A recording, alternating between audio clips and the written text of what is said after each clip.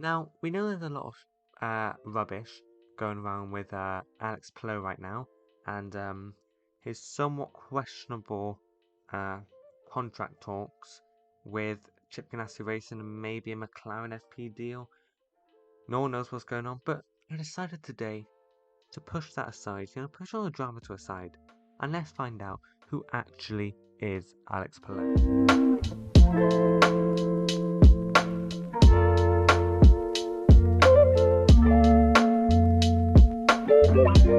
Starting karting in the age of 6, born in Sant Antoni de Vilamejo, he competed in the Spanish Championship Alavin in 2005 and 2006, coming 3rd and 1st, and then winning the Copa Campeones Trophy Cadet the same year.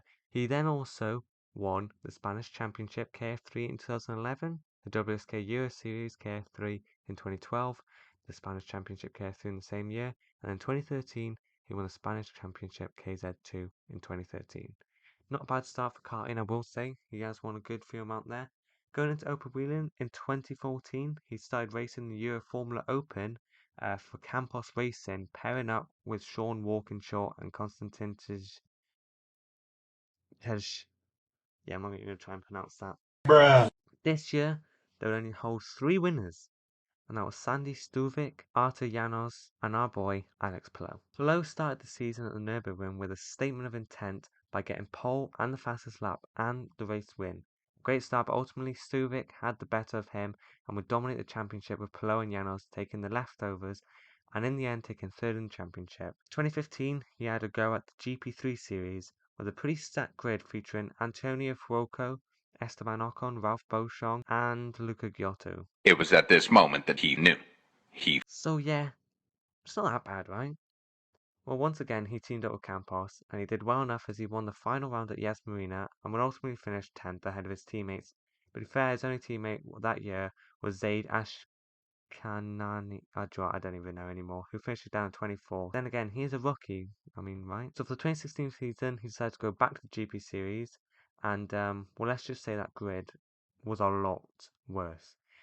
You had Alex Albon and Charles Leclerc in there, with Jake Dennis in there, Jack Aitken, which wasn't great. Unfortunately, he only managed P2 at the second race in Silverstone, and that was it basically, finishing down in 15th, which was much worse than the year before. 2017 decided maybe a change of scenery would be nice, and decided to go to the Formula 3 Championship Series, teaming up with 3 Bond with Draco Course. This was a better year than recent times, as he would collect 3 wins, 10 podiums, and managing a 3rd place in the standings, behind Sho Suboy and Mitsunori Tagaboshi. I'm sorry if I said that wrong. I'm butchering names here. In 2018, he would have another go at the newly branded FIA Formula 3 Championship, teaming up with High Tech GP, which, let's be honest, it's not much better than Campos. And to be honest, we were just watching to see who would out the Prema drivers would finish as Prema domination. Alex Palou would drive well though, finishing 7th and having a best position of 2nd. In 2019, he returned to Japan, racing the very competitive Super Formula Series, which is the fastest series outside of Formula 1, I think.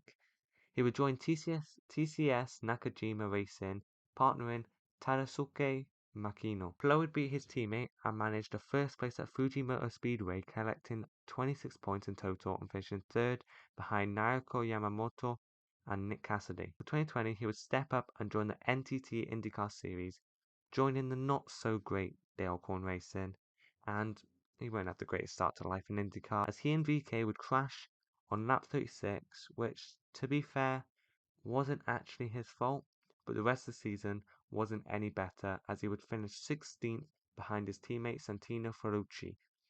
For 2021 though, well, that's a different thing. That is a very big change for him, as he would join the so dominant Chip Ganassi Racing team, partnering some very decent drivers, if I do say so myself. We're talking Scott Dixon, Tony Kanaan, Jimmy Johnson, and Marcus Ericsson. So, not exactly the competition you want, but he would prove all the doubters wrong by winning the first race of the season at Alabama. He would pick up a P3 at Indianapolis Road Course and get a P2 at the 105th run-in of the Indy 500.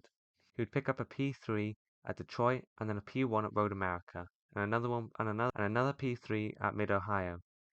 But a couple of DNFs at Indianapolis and Gateway would bring Alex Palou behind Pato O'Ward in the standings by just 10 points going into Portland. Going into Portland, Alex would put his car first in qualifying, and going into the race, Palou would fend off the pressure and win the race by 1.3 seconds, and a poor race from O'Ward would put Palou first by 25 points. Going to Laguna Seca, the second to last race of the season, Palou would put it on the second row of the grid, 2 places ahead of Pato.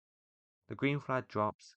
Palou and Pato would keep their positions after lap 1, but with Rossi spinning out after making contact with his teammate Colton Hurt, and then on lap 11, Scott Dixon would pull into the pit road with an engine problem, putting Palou to second, with Pato O'Ward down in 7th. Palou would finish the race in 2nd place, and O'Ward moving up to 5th.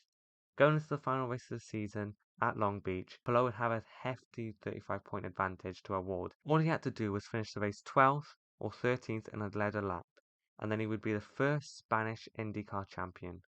For Palou, it was much harder and seemed a bit out of reach for O'Ward.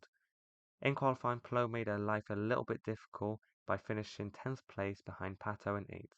On lap 1, O'Ward championship hopes was already put into jeopardy after Ed Jones tried this piece of lunacy. But unfortunately for O'Ward, on lap 18, due to Ed Jones's dive, his crankshaft was broken, put him out of the race. But for Palou, now all he had to do was bring the car home, and he'd be a champion. He would move up to P4, and in the end, with Newgarden finishing second, it meant that he would take second place in the championship. But Palou had done it. He became the first Spanish IndyCar winner. Yes, you could say he was in the best car, but he also had very big competition in the car. Pato put pressure on him. Unfortunately for Palou now, he has been held up in contract saga with Chip Ganassi Racing, and even denouncing Chip Ganassi's racing statement that Palou would race for them on Twitter. The future is unknown for Alex. Some people say he'll drive for F1. Bruh. Or some think he has a deal with McLaren SP and IndyCar, which, I mean, come on, that's a little bit more likely to happen in F1. But there you go. That is who Alex Palou is. I hope you enjoyed, and I'll see you guys in the next one. Peace.